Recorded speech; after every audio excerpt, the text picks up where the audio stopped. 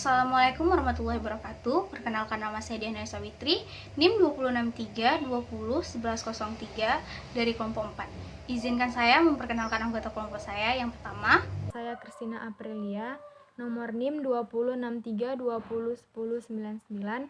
Saya Nur Hasanah Harahap, NIM 20632011104. Saya Anita Ambarita, NIM saya 20632011102. Baiklah, kami dari kelompok 4 akan menjelaskan tentang monitoring dan evaluasi. Yang pertama akan dijelaskan oleh Christina Aprilia. Monitoring adalah kegiatan pemantauan untuk memperoleh informasi secara terus-menerus sehingga hasil sesuai dengan tujuan yang telah ditetapkan. Monitoring sendiri dilaksanakan dengan maksud agar proyek dapat mencapai tujuan secara efektif dan efisien dengan menyediakan umpan balik bagi pengelola proyek secara setiap tingkatan. Menurut William Endan 1994, monitoring mempunyai beberapa tujuan.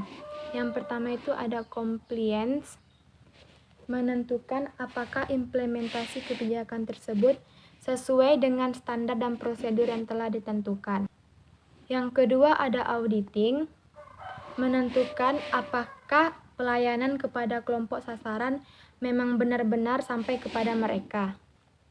Yang ketiga ada accounting, menentukan perubahan sosial dan ekonomi, apa saja yang terjadi setelah implementasi sejumlah kebijakan publik dari waktu ke waktu. Yang keempat ada explanation, menjelaskan mengenai hasil-hasil kebijakan publik berbeda dengan. Selanjutnya, saya akan menjelaskan tentang evaluasi.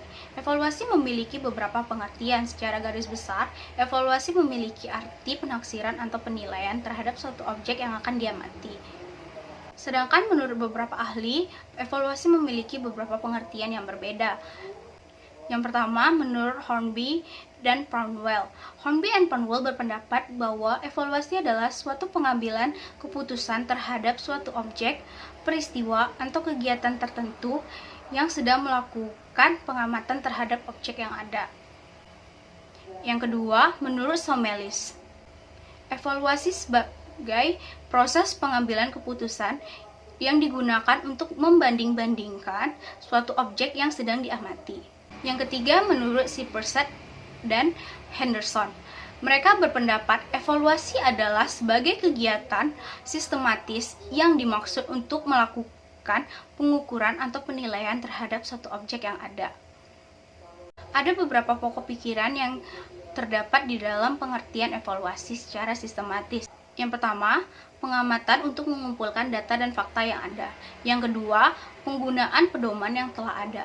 Yang ketiga, membandingkan hasil pedoman yang sudah ditetapkan terlebih dahulu. Yang keempat, pengambilan keputusan atau suatu penilaian. Dikembangkan oleh Sujipta tahun 2009, ada 5 ciri dalam evaluasi, yaitu sebagai berikut. 1. Kualitas, apakah program baik atau tidak baik. 2. Kesesuaian, program tidak menyulitkan atau membebankan masyarakat. 3. Keefektifan, seberapa jauh tujuan tercapai. 4. Efisiensi, penggunaan sumber daya dengan baik. 5.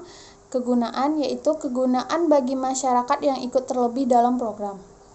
Berdasarkan waktu dan pelaksanaan, evaluasi dibagi menjadi beberapa ragam pengertian, yaitu sebagai berikut. 1.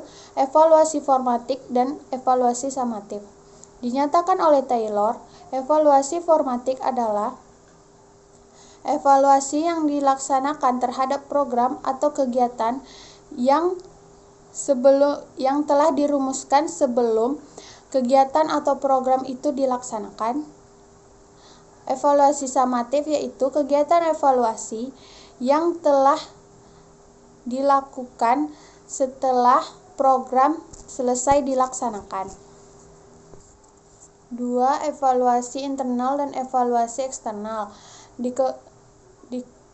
Dinyatakan oleh Sanders dan Sullins, evaluasi internal yang dilakukan secara internal oleh staf yang bekerja pada program tersebut dan biasanya berkembang secara alami. B. Evaluasi eksternal adalah evaluasi yang dilaksanakan oleh pihak luar meskipun inisiatif dilakukannya evaluasi muncul dari kalangan luar atau dari organisasi pemilik atau pelaksana program yang bersangkutan.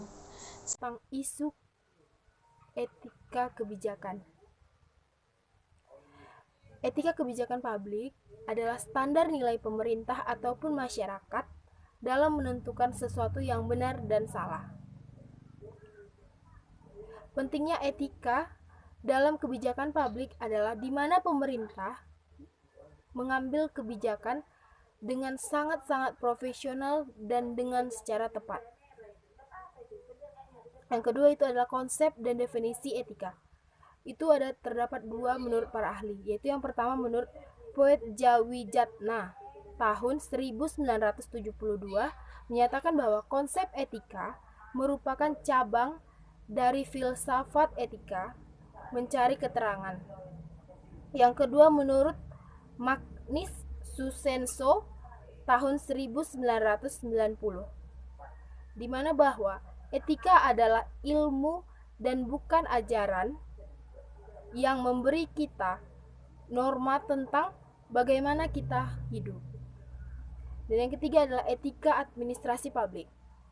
Menurut Chandler dan Plano tahun 1988 itu ada 4 aliran utama etika, yaitu yang pertama empirical theory adalah etika diturunkan dari pengalaman manusia. Yang kedua adalah rational theory adalah baik buruknya sangat tergantung pada alasan rasional. Yang ketiga itu adalah intuitive theory, merupakan manusia secara alamiah memiliki pengalaman tentang apa yang benar dan salah. Yang keempat adalah relevation theory. Itu merupakan tentang benar dan salah itu ditentukan oleh Tuhan. Thank you for watching.